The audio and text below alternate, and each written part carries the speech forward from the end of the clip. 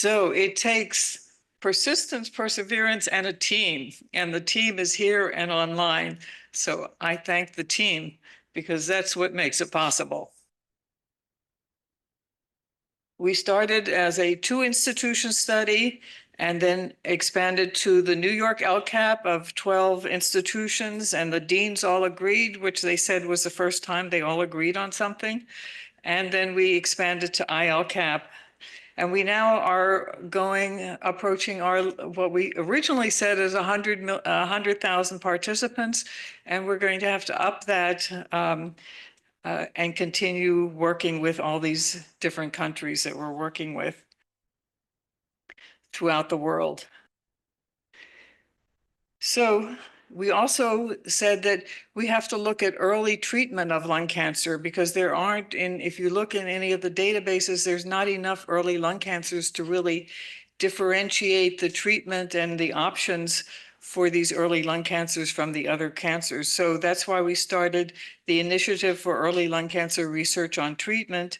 And we have participating institutions, and we've looked so far at lobectomy versus sublobar resection, surgery versus radiotherapy, and we're now looking at really mediastinal staging and mediastinal lymph node resection considerations.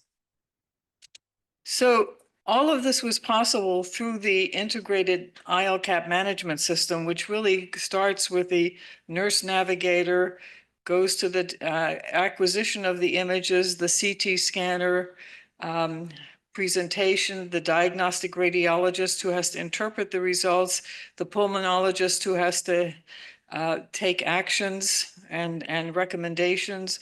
We have teaching files. We have the interventional radiologist and the pathologist, oncologist, all the way to the surgeon and the radiation oncologist. So it takes a whole team that you have to have at each institution to really make it work and to make the value of screening really come to fruition. And so now we've integrated this with AI so that that when you have images that you see on a scanner, that it automatically fills in the grid, the tedious grid, which we've always had trouble convincing everybody to fill in. Now at least it fills it in and the radiologist can make adjustments on it as possible.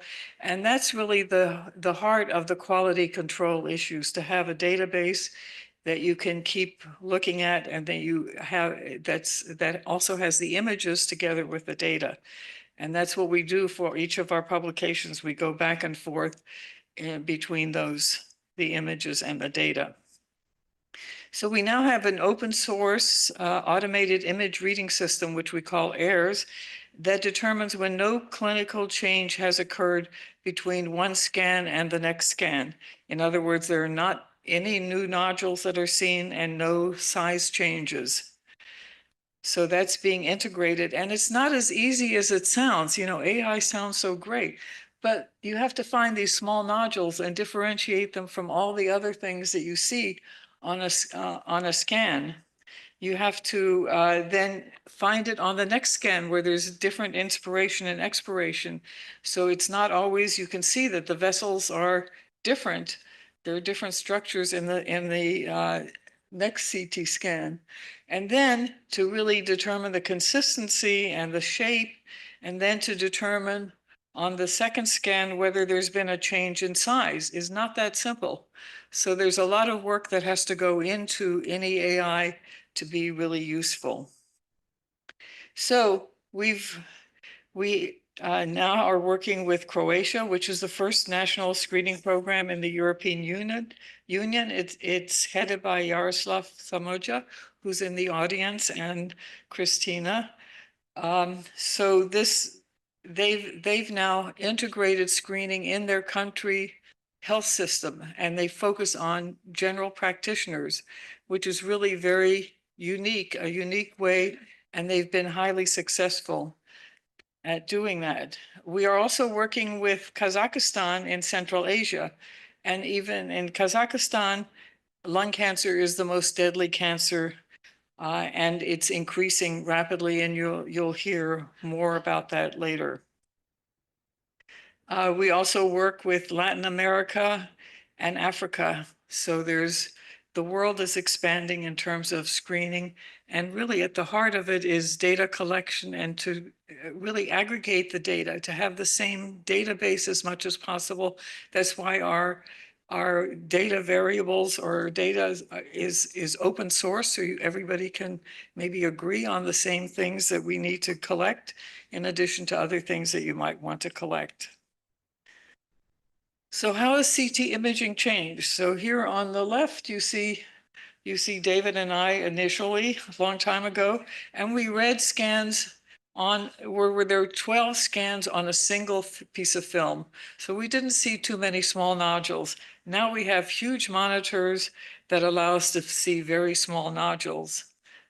But CT is still limited by the measurement accuracy, and we should have a lot of work that's being done, and the use of phantom scans and the Kiba approach to really look at measurement error. And the better we do the measurement, the faster we can identify changes that are critical in that nodule.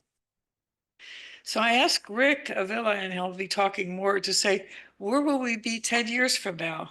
And so he gave me this point spread function graph that you see here. And in 2014, here's the scan that you saw, and there's a 1 millimeter extension on this nodule, and you see how it's blurred and how by 2024, it becomes sharper. It's a 1 millimeter spicule in a sense. And he's saying by 2034, we'll be here. Well, I said, it's not that much different. So, but he said, well, he calculated, he modeled it, he spent a lot of time coming up with these, but it's also the confidence interval that you have about the true size. And when you think of this, then we're getting closer to pathology. We may be able to identify spicules, and hopefully it'll be faster than Rick has indicated. We think that low-dose CT presents an annual health check or comprehensive screening that looks at the heart, the lungs, the bones, the adrenals, the thyroid, the thymus, the breast, the liver. And we've now added muscle and fat because muscle has different characteristics, and they really can give you predictive values that we haven't really explored. And fat, there are many different types of fat, which I didn't realize. It depends where they are and so on. So there's a lot that we can learn in the future about these organs and their predictive possibilities. So as David already said, we looked at these other findings back in 2004. We had that meeting in the Vatican City in Rome. And then in 2010, we published, and that led to this editorial, as David has already said. So I went back and said, well, how long have we spent on really different comprehensive screening? It took us 2 years to really publish our coronary artery calcification paper. And then I just went through, and I'm not going to bore you with all the titles, but these are all papers that we've written on other findings. And I stopped in 2022 because we had over 50 articles that were not related to pulmonary nodules or other screening topics. So we've spent a long time, and as people have said, or Jim has said, this is a marathon. We have to keep going and going, and then maybe at the end or in between, we can have sprints as well. So we've now published 2 papers looking at the long-term survival of, or the predictive value of the baseline CT based on the coronary artery calcification and on emphysema, mild, non-mild, moderate, or severe. And so we can now give to an individual, we can say, we can individualize the risk based on a baseline CT, that if you're this old, 65 years old, a current smoker with 48 pack years of smoking, no history of diabetes, and you have a CAC score of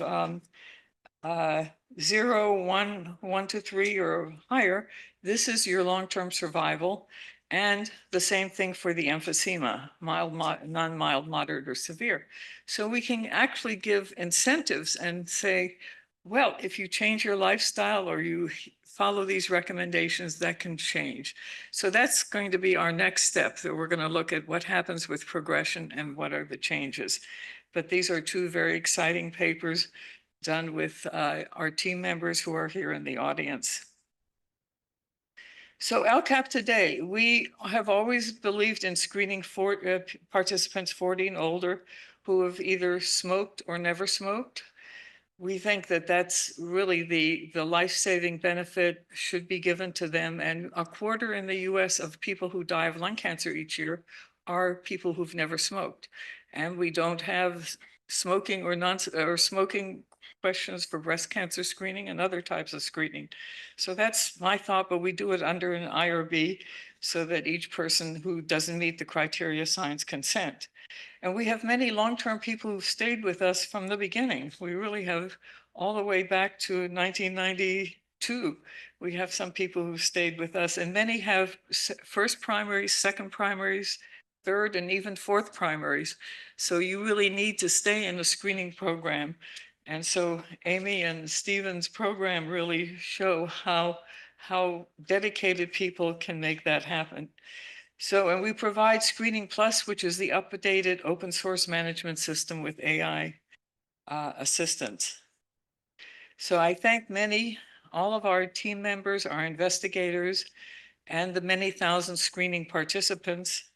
And we want to mention some of the leaders that really helped us at the beginning, who have since then passed away. Olli Miettinen, who's an epidemiologist, considered the father of modern epidemiology, who started working with us in 2000 and developed the ELCAP approach. Well, he really started working with us earlier in 1990s, and in providing continuous support as we gain new insights and let ELCAP grow to where it is today. And we also thank James P. Smith, who's a pulmonologist par excellence. His unofficial title was Pulmonologist to World Leaders and the Stars. And so he has had lots of interesting stories, and he had lots of experience. He helped us start our weekly thoracic conference in 1988, which really grew then to become ELCAP, even though the president of our hospital at that time said he didn't really believe in screening, but he later said, Claudia, you'll have support forever from my foundation. But unfortunately, he died, but we converted him.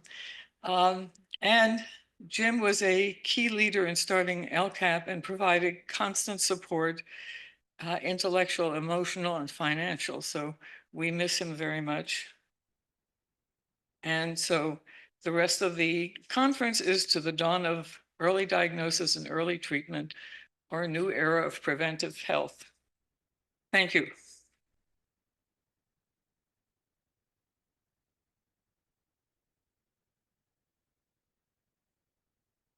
So now we turn to session 1, the importance of long-term prediction.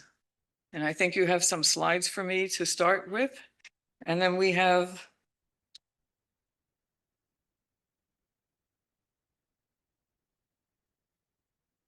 okay, so why do longer horizons matter? Chronic diseases unfold over decades, as shown here by atherosclerosis, emphysema, and osteoporosis.